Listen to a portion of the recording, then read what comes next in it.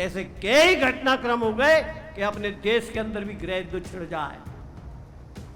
छिड़ना चाहिए कि देश में 18 से 30 वर्ष के लोग सबको मिलिट्री ट्रेनिंग दी जाए, तुरंत चालू करो।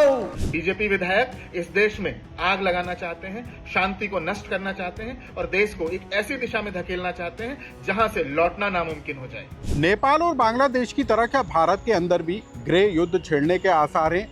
मध्य प्रदेश के गुना से बीजेपी के विधायक पन्ना लाल शाक्य ने देश के अंदर गृह युद्ध छिड़ने के संकेत देकर मध्य प्रदेश के साथ ही देश की राजनीति में बड़ा तूफान खड़ा कर दिया है। आखिर कौन है बीजेपी के विधायक पन्ना लाल शाक्य, क्या है उनकी प्रोफाइल और क्यों उन्हें देश के अंदर गृह युद्ध छिड़ने के आसार नजर आ रहे हैं, इस पूरी कहानी को हम आपको विस्तार के साथ बताएंगे। नमस्कार, मैं हूं अनुराग श्रीवास्तव और आप देख रहे हैं लोकमत हिंदी। इस कहानी की शुरुआत करें उससे पहले हम आपको मध्य प्रदेश के गुना से बीजेपी के विधायक पन्ना लाल शाक्य के भरे मंच से दिए गए बयान को सुनाते हैं, जिसमें बीजेपी के विधायक ने इस बात की आशंका जताई है कि देश के अंदर गृह युद्ध छिड़ने के आसार हैं। सिर्फ इतना ही नहीं, बीजेपी के विधायक ने ये भी मंच से कह डाला कि गृह युद्ध छिड़ना भी चाहिए, बाकी अब सब समझदार हैं। आखिर क्या कहा था बीजेपी के विधायक ने भरे मंच से, पहले आप उसे सुन लीजिए। लंका में आग लग गई, बांग्लादेश में भी तख्ता पलट हो गया, अफगानिस्तान की हालत भी बहुत ख़राब है, वहाँ भी ऐसे ही उलट पुलट हो गया। पाकिस्तान में तो आतंकवादियों की फौज पैदा हो रही है और कल की बात है कि नेपाल भी बर्बाद कर दिया लोगों ने। सबकी निगाह केवल हिंदुस्तान के ऊपर बनी हुई है, केवल हिंदुस्तान के ऊपर। और अगर इस पर गौर नहीं की हमने और 18 से 30 वर्ष के लोग तैयार नहीं हुए तो याद रखना अभी अभी ऐसे कई घटनाक्रम हो गए कि अपने देश के अंदर भी गृह युद्ध छिड़ जाए। छिड़ना चाहिए। तो सुना आपने इस बयान को, लेकिन बीजेपी के विधायक सिर्फ यहीं पर नहीं रुके, जबकि बीजेपी के विधायक पन्ना लाल शाक्य ने गुना कलेक्टर को ये भी कहा कि वो एक प्रस्ताव तैयार कर केंद्र सरकार को भेजें, जिसमें 18 से 30 साल के युवाओं को मिलिट्री सेवा की ट्रेनिंग दिए जाने का प्रावधान हो। बीजेपी के विधायक ने कहा कि ये देश की सेना वो देश की बॉर्डर पर सुरक्षा कर रही है, लेकिन यदि देश के अंदर गृह युद्ध जैसे आसार होते हैं तो देश के युवा भी इस बात के लिए तैयार होना चाहिए। क्या कहा बीजेपी विधायक पन्ना लाल शाक्य ने युवाओं को ट्रेनिंग देने को लेकर, उसे भी सुनिए। एक विषय बहुत चिंतनीय है।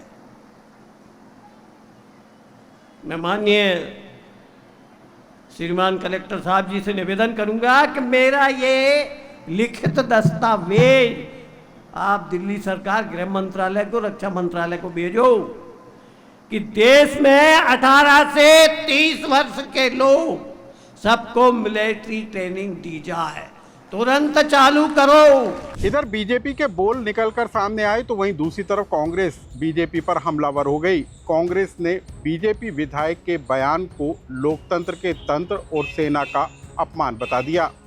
हालांकि मुझे आपत्ति है उनके इस बयान से। भारत मजबूत देश है, भारत के लोग समझदार हैं, लोकतांत्रिक देश है, यहाँ ऐसे हालात नहीं बनने वाले हैं। लेकिन फिर भी सत्तारूढ़ दल के विधायक का यह बयान हमें चिंता में जरूर डालता है। एक बात और, उन्होंने यह भी कहा कि 18 साल के उम्र के बच्चों को मिलिट्री की ट्रेनिंग दी जानी चाहिए। ये अपने आप में एक विरोधाभासी बयान है। क्या उन्हें भारत की सेना पर अब भरोसा नहीं रहा? अब हम आपको बताते हैं कि आखिर गुना से बीजेपी के दूसरी बार के विधायक पन्ना लाल शाक्य की प्रोफाइल क्या है। पन्ना लाल शाक्य की उम्र 73 साल है। वो आरएसएस से जुड़े रहे हैं। 1977 में चुनाव लड़ने से चूक गए थे। राजनीति में आने से पहले वो शिक्षक थे। सरकारी नौकरी से इस्तीफा नहीं देने पर चुनाव नहीं लड़ पाए थे। 2013 में विधानसभा चुनाव में बड़ी जीत हासिल की थी।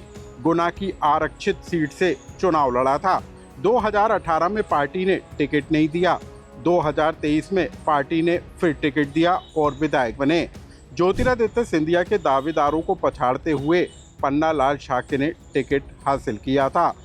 पन्ना लाल शाक्य मूल भाजपा से जुड़े हुए हैं, लेकिन विवादित बयानों के कारण वो सुर्खियों में रहे हैं। CAA का समर्थन करते हुए विधायक ने कहा था कि SC, ST, OBC बहकावे में ना आए। SC वर्ग को लेकर कहा था कि यह समाज बिकाऊ नहीं है। लेकिन इस बार बीजेपी विधायक पन्ना लाल शाक्य देश की सुरक्षा और आंतरिक सुरक्षा को लेकर दिए गए बयान में बुरी तरह फंसते हुए नजर आ रहे हैं। बीजेपी विधायक के इस बयान को कांग्रेस ने लोकतंत्र का अपमान बताकर बीजेपी को घेरना शुरू कर दिया है, तो वहीं बीजेपी फिलहाल इस पूरे मामले को लेकर खामोश नजर आ रही है।